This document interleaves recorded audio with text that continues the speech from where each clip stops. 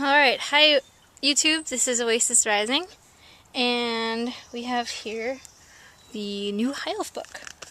So I've taken a quick look at it, and I'm not really an expert on the old book, so I'm not sure how much insight I'll be able to give, but I do have a little experience with some of the troops, so I'll just kind of give you my thoughts as to what the biggest changes are, and just kind of talk about my impression. Alright, so I'm just going to talk about the biggest changes. So first off, with the army composition, you have much more choices for core units. You have cavalry choices. You get the heavy cavalry of Silverhelms and the fast cavalry of Illyrian Reavers. The Reavers themselves are 1 point less than they were, as well as 1 point less to equip them with bows. So 2 points less total if you give them bows. And so that's really cool. That's really nice to have more options than just spearmen, archers, and sea guard for your core. The archers have also gone down in a point, and the sea guard has gone down a point. So that's really cool. You can squeeze in more models for your core, as well as more options, which is awesome. So one of the other major differences is that Speed of Sauron has changed to always strikes first, which mostly affects our heavy weapon, great weapon special units, like Sword Masters and White Lions. So they no longer get rerolls. They still get to use their initiative because the always strikes first and always strikes last cancel each other out. But they don't get their rerolls. So that's kind of meh, not so great. The point costs for those two have gone down by 2. And they also gain, they gain the martial prowess, which before only the spearmen and sea guard had, I think. So that means they get to fight in 3 ranks instead of 2 normally, which is cool. Kind of sucks, you know, running sword masters in more than 1 rank may not be worth it because the 2nd and 3rd rank only get 1 attack each. So you're probably better off running larger blocks of different types of units and not sword masters. Sword masters are good in small blocks, I have found. I haven't really used Phoenix Guard, but they haven't really changed too much besides getting them 3rd rank, which is cool. And Dragon Princes have gone down in price, and that's kind of the other big change is that the Bolt Thrower has gone down in price. As far as stats go, I'm not really familiar with the Bolt Thrower. The other thing that people are excited about are the Shadow Warriors. The Shadow Warriors before cost, we could look it up. Let's see. Shadow Warriors before cost 16 points per model, so they've gone down in 2 points. And they've also gained a ballistic skill of 5, so that's gone up by 1. They get their scout and skirmish, and that's pretty cool. Let's see. I'm not too familiar with the rest of these units. This is the Sky Cutter. It's the new one. For 25 points more, you can upgrade it to a Bolt Thrower. So a Flying Chariot Bolt Thrower, which is kind of crazy. So if you really wanted, you could field 4 regular Bolt Throwers and 3 Sky Cutter Chariots. That would be interesting. And the Great Eagles are just about the same. You can upgrade them to have Swift Sense, which gives them always strikes first, so they can get those rerolls if they have higher initiative. And they also can have Armor Piercing, so you can upgrade that as well. Flamespire and Frostheart Phoenixes, and the Sisters of Everlorn. They have special bows that, the Bow of Everlorn, which has a bonus against forces of destruction, which is cool. But they are with rare, which is interesting. So you could only really take 2 units of them if you wanted, and that would also cut into your other rare choices. So that makes it interesting because it's not grouped into special, so you have a more restricted amount of points to choose from for these choices. Otherwise, let's see. I'm not going to talk about heroes and lords, except that the mage is 15 points less, which is awesome. However, the magic items that he gets to choose from have been slashed. There's like no magic items left for these guys. Let's see.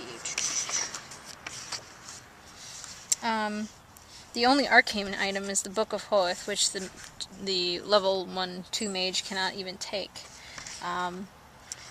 And all the banners are gone. There's just one banner, which I'll talk about, and a few of the magical armor and magical weapons. Just very, very few items to choose from as compared to before. The cool thing is that the Banner of the World Dragon, which was, I think, 80 points in the previous book, which meant it could only really be taken by the Battle Standard Bearer, is now 50 points, which means it can be taken by almost any special unit. And actually, the Dragon Princes can take a banner up to 75 points, which the highest banner that they can choose from is 55 points in the other book, in the main rule book. So we'll see. Maybe there's a new rule book in the works, which would suck because I just bought the old one. But you know, what do you do? So that's cool because now it can be taken by basically any of the special units without having the BSB as part of it. And then, yeah, maybe I'll talk about the high magic lore in a different video. And then the thing we most want to talk about is the phoenixes. These are really cool. So both phoenixes, the Flamespire and the Frostheart, are really cool. They both have this attuned to magic special rule, which whenever you roll for your Winds of Magic, you take the highest D6 and you match it up on this little chart. And so either you get some reductions with 1 and 2, or you get some bonuses with 3 through 5. And actually, getting a 1 on your highest D6, there's only 1 out of 36 chances that might happen. Getting a 2 is only 4 out of 36 chances that would happen. Or no, 3. Because you get 2 and 2, 1 and 2, and then the other 1 and 2. So there's only 3 in 36 chance you get a 2. So only 1/8 of a chance you'd get a minus penalty during that roll. Gotta work on my statistics and prepare for this better. But otherwise, so if you roll double 1s, you would have to reduce the Phoenix's ward save to a 6 from a 5. If you roll a 2 and 2 or a 1 and 2, then the Phoenix's has -1 strength, which its starting strength is 5 for the Flamespire and 6 for the Frostheart. 3, you get a boost to your initiative, which is normally 4 and 3. The Frostheart is actually slower. 4, you get an energizing breeze, so you get +1 attack, which is cool. So then the Flamespire will get 4 attacks, and the Frostheart will get 5. And 5, you get Invigorating Winds, which give him a bonus to strength. And Howling Gale, you would get the Phoenix's ward save is increased to 4+. So that's really cool. Very cool. So the other cool things that the Phoenixes have is the Phoenix Reborn, and that is when your Phoenix dies, the Flamespire Phoenix. If it dies, you immediately roll on this chart here, 1d6. If you get a 1 or 2, it's dead, and you have to remove this resurrection token from play. So you place the resurrection token exactly where it died, and you remove it from play. If you get a 3 to 5, basically you place a big round template, and there's a big fire right there. It's just burning, and anything under that template gets hit by a strength 4 flaming attack hit. So you might hate your models too. But, you know, that's not so bad. If you charge your Phoenix into a big troop of guys, they'll all get hit. They might all get hit by this big blast of fire. And 6, you basically get to res your Phoenix with a random amount of wounds. So they start with 5 wounds. So the max you could get was 5. The minimum you can get is 3. And they kind of start off from scratch as if they were just placed. They don't get any of the effects.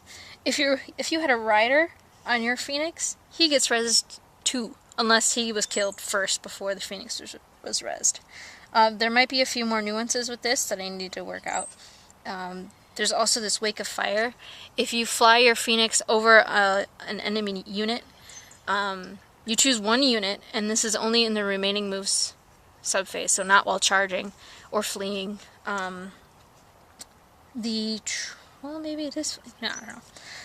Basically, that unit gets D6 strength 4 hits, as well as another D3 hits per rank. So fly that over the big bunker and get a few hits off on that. That's pretty sweet.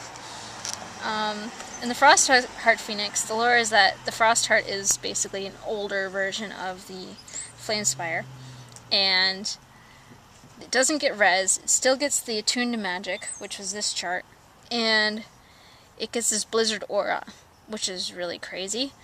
So any enemy unit in base contact with the Frostheart Phoenix says he always strikes last and suffers -1 to strength. So stick that guy again right into that tough bunker and slow him down a bunch. And he gets natural armor. So on top of a 5-up ward save, he has a 5-up armor save. So, and he hits a bit harder too.